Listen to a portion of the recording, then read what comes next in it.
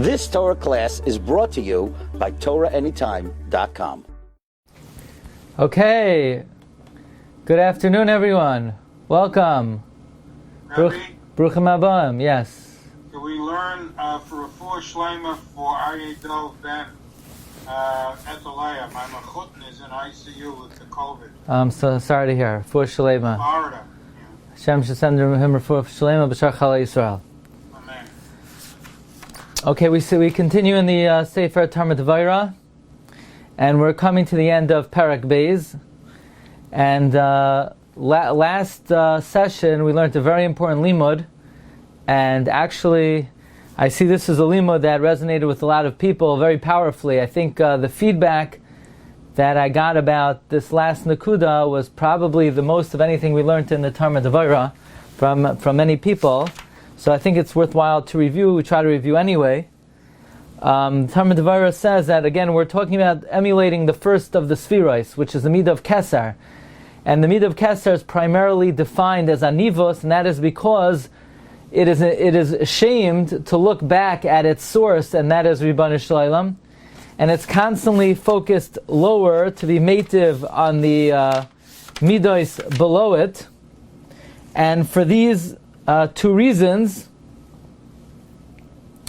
we should try to emulate the Midah of Kesser, which again is primarily the Midah of humility. So the Devorah says that a way of acquiring humility, of course, little by little, which is the only way to acquire anything, or any Midos, is by taking this potion. The Devorah says this potion consists of three particular ingredients. Namely, number one, a person should train themselves to run away from kavod. Because if a person gets too used to other people honoring them, then they're going to, because of gaiva, need people to constantly honor them. And therefore, one should train themselves to run away from kavod. Number two, one should train their thoughts to see their own deficiencies. And say to oneself, even though other people may not recognize my deficiencies, but I do. Even if there are deficiencies that are perforce and inherent in human creation, even whether it's in digestion or excretion, this is something a person should think about and not let his head swell.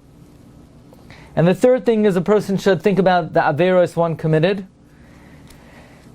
and desire purity, and desire to receive some type of oynesh, to be able to cleanse oneself from yisurim. And one should say to themselves, what is the best possible oynesh that I could receive in this world? Would I prefer chas v'shalom to lose money, to lose health, to chas v'shalom have my children effective? The best dose of yisurim in this world is cherufin v'gidufin, which are bezyonos. It is a great bracha for a person to be ashamed. So if a person is in an embarrassing situation, it's difficult, it hurts, we're not taking away the pain. You know, we're on the one hand, one is entitled to sympathy and empathy, but on the other hand, one should have a simcha that this far is much greater than chas v'shalom physical harm or financial debt, chas v'shalom. And therefore one actually, the Devorah said, K'sheyavayu ha'elboinois olav yismach bahem. Whenever a person is ashamed, they should be rejoice in it. Va'adarabba yachvoitz bahem. You should want it. You should desire it. Now, we're not going to go so as far as daven for it. We ask Hashem, lo yidei bizayon. But once you have it, it's a chelek toiv. Like the next time you walk by a big mansion and you say, "Whoa, why does he get that?" Why did Hashem give that to him? No, the next time you see somebody embarrassed, you should say, why is he zoicha to such great yisurim? If only the Rebbe Hashem would give me such a good chelek.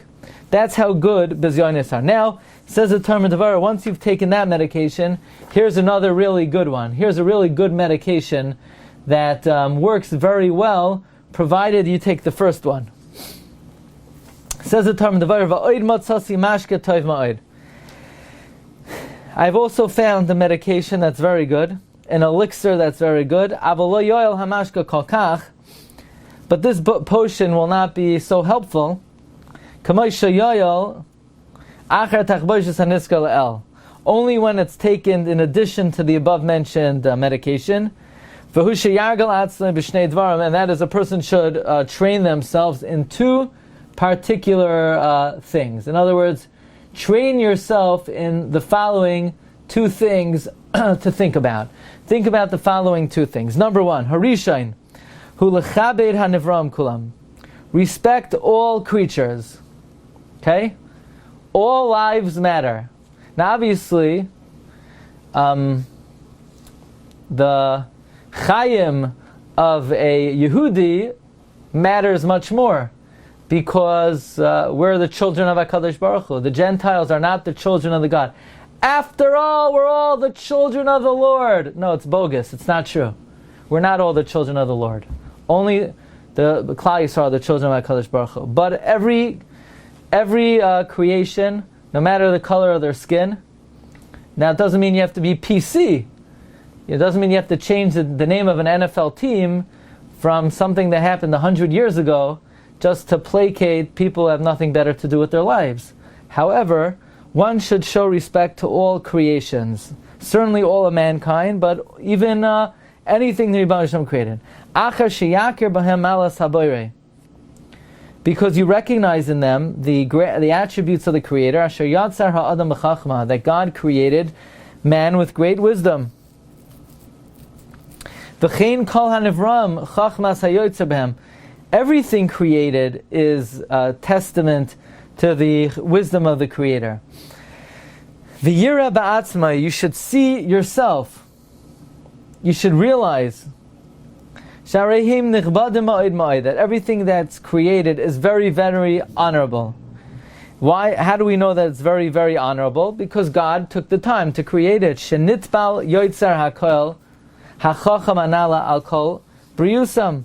Because the Rebbe Shalom, who created everything, involved himself in creating all of mankind. So whether the person has looks this way or that way, is tall, is short, is this color, is that color, at the end of the day, God created him, so God invested His wisdom in them. V'ilu yevaza oisam, if you disparage them, chas v'shalom, noigea b'kavod yotzram. It is a pagam. It is an infringement on the honor of the Creator. In other words, if you wanted to know what does Judaism say about racism, the answer is it's incorrect. And the reason it's incorrect is because one cannot disparage anything that God created, because if the Rebbe Shalom invested His wisdom in them, then that item is a very important thing. Otherwise, the Rebbe Shalom would not have wasted his time. And therefore, one has to show respect to everything that's created, from man to animal to inanimate. Because if somebody were to disparage any creation, this is similar to a wise craftsman, Asa kli b'chachma, who fashioned a vessel with great wisdom, gedoyla v'hera maseh b'nei adam, and he's showing off. Look what I created. Look what I created. V'hischal echa mehem leganoisel v'azoyse, and somebody begins to disparage him and to shame him. So kama yagia me'akasa l'chachamahu, how angry this wise man will be, mimnei shemevazin chachmasai, because the person is disparaging the wisdom of the Maker. Because if you're going to shame the handiwork of the Creator, you are shaming His wisdom. If you shame and you say this lowly, despicable person, animal, plant, in essence you are shaming the Fashioner and the Creator. The Gemara in Tainus brings down on Daf Chaf Amud Aleph. There's a story about Reb Shimon. He was going from Migdal Gadar to the house of his Rabbi, and he met someone who was disgusting looking.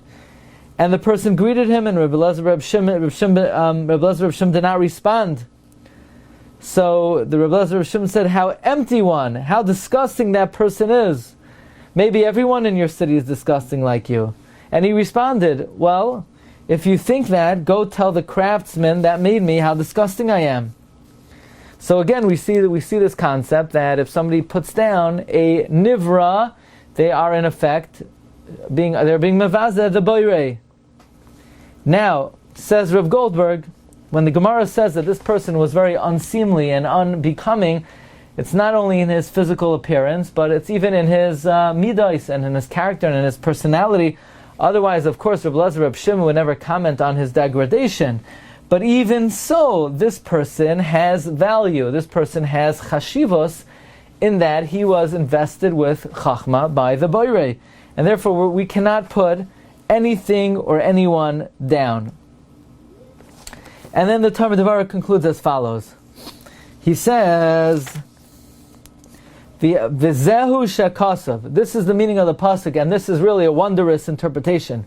Marabu masecha Hashem. We typically translate this, how great are your creations, Hashem. We typically translate it as referring to the greatness of creations, but that is not the meaning of it. It doesn't mean how great they are. Loy amar gadlu. It doesn't say how great or big. Ela rabu. Rabu is a lashon of importance. Lashon rav beisai. The al korav beisai, the important one of his house. Chashuvim ma'od. Everything. Marabu masecha Hashem. How valuable, how significant, how important is everything that God created. Kulam b'chachma asisa. You fashioned everything with wisdom. Once you invested your wisdom in them, Rabu v'godu ma'asecha. Your actions are important and they're great, meaning every human being is important, every animal is important, and it's important because God Himself invested the time in them. And a person can contemplate within the inner workings of all creation wisdom, loy bizayon, but not shame.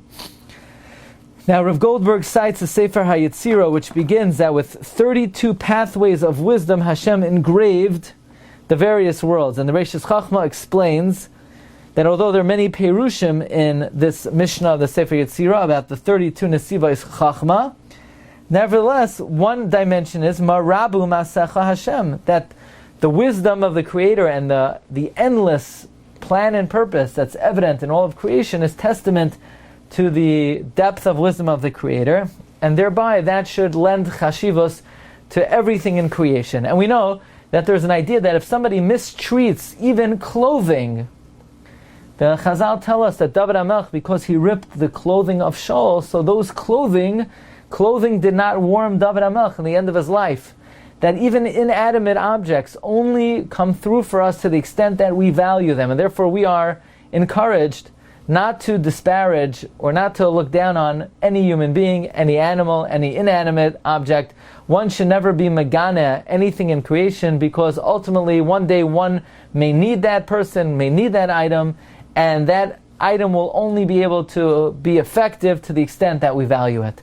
And so this is another ingredient of the second medication to engender humility. In other words, the more we value everything in creation, the less we will put ourselves above that, and the more honor and humility we will accord everything that we encounter.